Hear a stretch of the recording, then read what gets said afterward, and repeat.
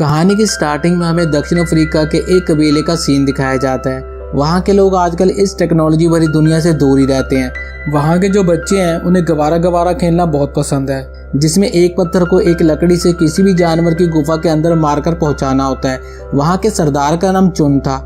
जब वो सस्ता नशा कर रहा होता है तब वो देखता है कि एक पक्षी जो कि आसमान में पाद मारते हुए जाते हुए दिखाई दे रहा है। इतने बड़े पक्षी को देखकर वो उसे पकड़ने के लिए चल देता है, पर बाद में पता चलता है कि वो एक क्रैश होता हुआ प्लेन था। एरोप्लेन के क्रैश होने से सभी यात्री मर चुके थे, लेकिन एक छोटा सा बच्चा उसमें बचा हुआ था। तभी एक शेर उस बच्चे को खाने के लिए आने लगता है, लेकिन इससे पहले कि वो उस बच्चे को हानि पहुंचाता, बच्चे ने एक जोरदार पाद मारा, जिससे कि शेर अपना आपा खो दिया और वहां से चला गया।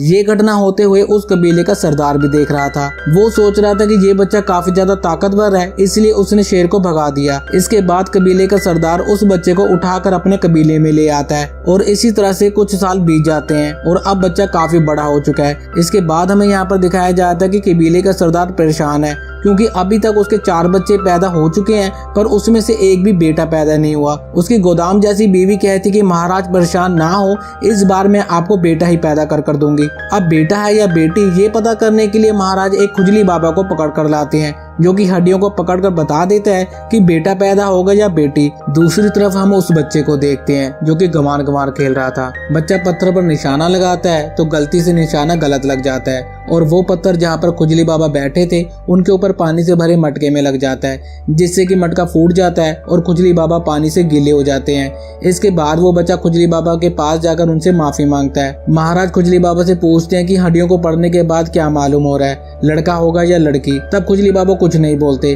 तभी वो बच्चा बोलता है कि महाराज अब आपको कुछ मिलने वाला है। तभी महाराज मुंह को ऊपर की तरफ करते हैं और तभी एक कौवा उनके मुंह पर पोटी कर देता है, जो कि उस बच्चे के कहने के अनुसार कारनामा सच होता है। इसलिए महाराज उसे खुजली बाबा की जगह पर रख लेते हैं और इस बच्चे का नाम रखते हैं बॉन्स। अब ऐसे समय बीतता रहता है और हमें 35 साल के बाद का समय दिखाया जाता है, जहाँ पर जो कबीले का सरदार था यानी महाराज, उसने शादी करने के मामले में हाफ सेंचुरी पूरी कर ली थी। हैरान तो ये सुनकर होंगे कि शादी के साथ साथ वो 150 बच्चे भी पैदा कर चुके थे, जिसमें से एक भी बेटा पैदा नहीं हुआ था। उसकी 50वीं वाइफ का 6ठा महीना चल रहा था, इसलिए वो बॉन्स को हड्डियां पड़ने के लिए बुलाता है। हड्डियां पड़ने के लिए बॉन्स अपने हाथ पर महाराज को थूकने के लिए कहता है, पर महाराज गलती से उसके मुंह पर ही थूक देते हैं। खैर कोई बात नहीं। इसके बाद वो हड्डियों को पढ़कर बताता है कि आपकी 50वीं पत्नी का भी कोई बेटा नहीं है, और साथ ही साथ वो ये भी कहता है कि महाराज आपका एक बेटा है जो कि सूरज के देश में रहता है। ये सुनकर महाराज सोच में पड़ जाते हैं। कुछ देर सोचने के बाद उन्हें याद आता है कि कुछ समय पहले वो उत्तरी दिशा में गए थे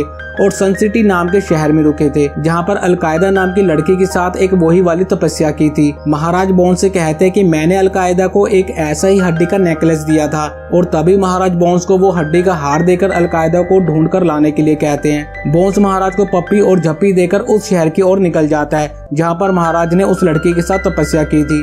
दूसरी तरफ हम सन सिटी नाम के शहर में खिसलालू नाम के गोल्फ प्लेयर को उसके दोस्त तथा इकलौते कोच कोयला के साथ देखते हैं। वो कोच को बता रहा होता है कि जल्द ही इस शहर में गोल्फ का एक बड़ा टूर्नामेंट होने वाला है और जीतने वालों को ढेर सारा इनाम भी मिलने वाला है। साथ ही वो ये भी कहते हैं कि अगर वो इस टूर्नामेंट को जीतेगा तो सारे जीते हुए पैसे वो अनाथालय में दे देगा, क्योंकि वो भी एक अनाथ है और अनाथ बच्चों की परेशानी और दर्द को समझता है। अब इधर हम एक जुआरी को देखते हैं जो कि खिसलैलू के ऊपर काफी पैसा लगाया हुआ था। उसे विश्वास था कि खिसलैलू ही इस टूर्नामेंट को जीतेगा। दूसरी तरफ हम देखते हैं कि बॉस जंगल से होते हुए सन सिटी की ओर आ रहा था और तभी वो जंगल में एक हाथी को मुसीबत में देखता है और हाथी की मदद करने के लिए जाता है। दरअसल उस हाथी के पेट में कुछ केमिकल लोचा हो गया था। हाथी को ठीक कर ही रहा होता है कि वो देखता है कि गोल्फ प्लेयर का कोच कोयला भी जंगल सफारी के लिए अपने साथियों के साथ आ चुका है। कोयला को देखते ही बॉन्स उसे नीचे झुकने के लिए कहता है, लेकिन कोयला नहीं झुकता। वो कहता है कि मैं इस जंगल का राजा हूँ, मैं तुम्हारे सामने क्यों झुकूं। तभी वो हाथी एक धमाकेदार पाद मारता है,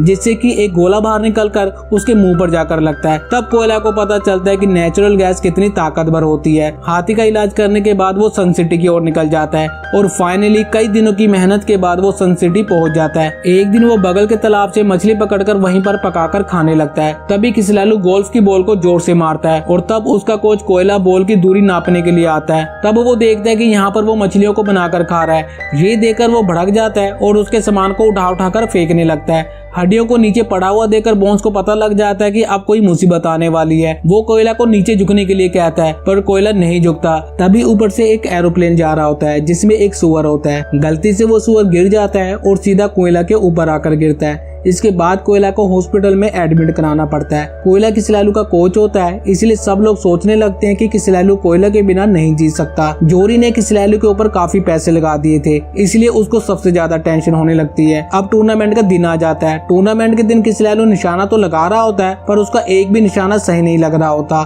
दूसरी तरफ बोन्स हड्डियों को लेकर जंगल में जाकर शुक्रिया अदा कर रहा होता है। तभी वो गैंडे के एक सींग से काफी सुंदर धुन बजाने लगता है। धुन की आवाज सुनते ही किसलैलू निशाने पर शॉट मारने लगता है, लेकिन कुछ देर बाद वो उस धुन को बजाना बंद कर देता है और फिर से किसलैलू बेकार शॉट मारने लगता है। तभी वो अपने एक शॉट को जंगल में देखने के लिए जाता है। दूसरी तरफ बोन्स हड्डियों को पढ़ने की कोशिश कर रहा होता है। आंखें खोलते ही वो देखता है कि किसलैलू उसके सामने खड़ा होता है और वो समझ जाता है कि उसके राज्य का राजकुमार यही है, यानी कि उस सरदार का बेटा यही है। बोन्स उसे बताता है कि आप ही हमारे सरदार के बेटे हो, यानी कि आप ही हमारे राजकुमार हो। तब किसलैलू उसे कहता है कि अगर मैं तुम्हारा राजकुमार हूँ तो तुम मेरी हर एक बात मानोगे। इसके बाद बोन्स उसकी बात मान लेता है और किसलैलू के साथ ग्राउंड पर आ जाता है। किसलैलू अब उसे धुन बजाने को कहता है पर बोन्स गधा था, उसने उसके सिर पर ही धुन बजा दी, जिससे कि गैंडे के सींग टूटकर 2 टुकड़ों में बढ़ जाते हैं। अब जब वो टूटे हुए सींग से धुन बजाता है तो किसलैलू और भी ज्यादा बेकार शॉट मारने लगता है। तभी बोन्स के दिमाग में एक आइडिया आता है और वो गवारा गवारा खेल के बारे में बताने लगता है, जो कि उसके कबीले में पहले वो खेला करते थे। बोन्स उसके अंडों पर एक लकड़ी से हिट करता है।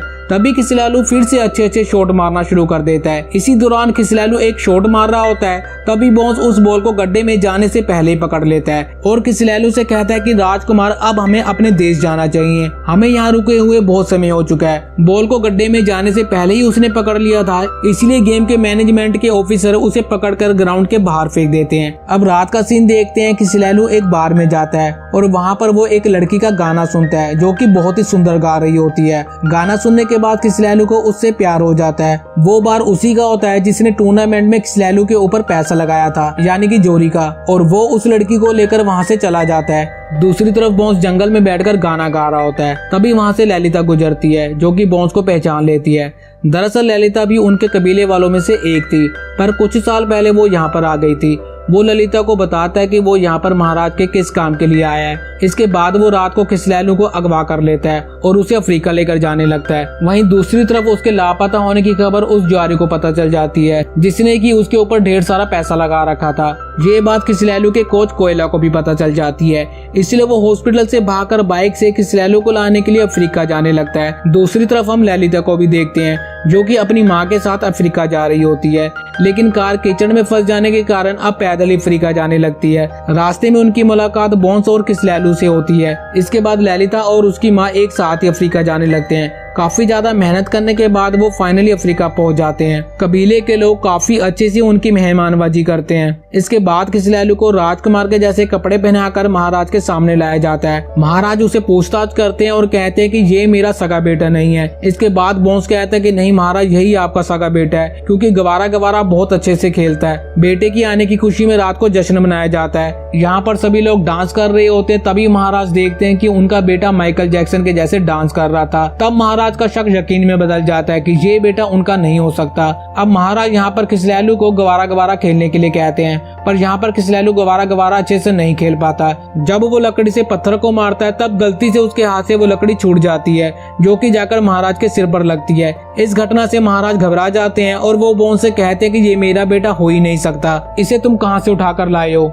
इसके बाद महाराज ये भी कहते हैं कि मैं कल ही पूर्वजों के पहाड़ों पर जाकर आत्महत्या कर लूंगा। अगले दिन महाराज अपने साथियों के साथ पूर्वजों के पहाड़ में आत्महत्या के लिए जा रहे होते हैं। दूसरी तरफ वो जोरी जिसने किसलैलू के ऊपर पैसा लगाया था, वो भी हेलीकॉप्टर से अफ्रीका आ चुका है।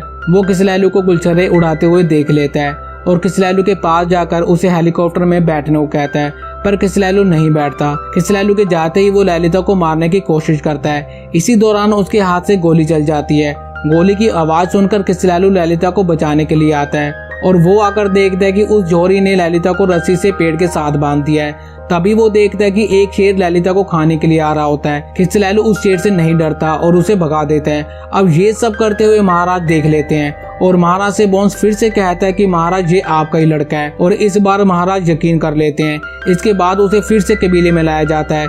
कबीले में आने के बाद खिचलैलू कहता है कि मुझे अपनी ताकत के बारे में कुछ भी पता नहीं था, पर अब मुझे पता चल चुका है कि मैं राजा बनने के लायक हूँ। इसके बाद खिचलैलू ये भी कहता है कि मैं यहाँ का राजा बनने से पहले एक बार गोल्फ खेलने के लिए सन सिटी जाना चाहता हूँ। महाराज फिर से कहते हैं कि मुझे अभी यकीन नहीं हो रहा है कि ये मेरा सगा बेटा है भी या नहीं, इसलिए महाराज बोन्स को फिर से हड्डियां पड़ने के लिए कहते हैं। दूसरी तरफ हम खिचलैलू के कोच कोयला को भी देखते हैं, जो कि कैसे भी गिरते पड़ते अफ्रीका आ चुका था। जौहरी जब अपने हेलीकॉप्टर से वापस जा रहा होता है तब वो देखता है कि कोयला वहीं नदी के पास आराम कर रहा होता है। जौहरी के हेलीकॉप्टर में से एक रस्सी लटक रही होती है जिसमें एक हुक लगा होता है, और वो हुक कोयला के बेल्ट में अटक जाता है। कोयला हेलीकॉप्टर के साथ साथ हवा में उड़ने लगता है। बोन्स हड्डियों को पड़ते हुए ऊपर की ओर फेंकता है। तब हेलीकॉप्टर से कोयला का हुक निकल जाता है और कोयला हड्डियों के साथ उसके सामने गिरता है। तब बोन्स समझ जाता है कि राजा का असली बेटा कोयला है, खिचलैलू नहीं है। उसके गले में वो लॉकेट भी लटका हुआ होता है जो कि महाराज ने अलकायदा को दिया था। इसके बाद महाराज भी समझ जाते हैं कि उनका असली बेटा कोयला ही है। अब हमें 6 महीने के बाद का सीन दिखाया जाता है।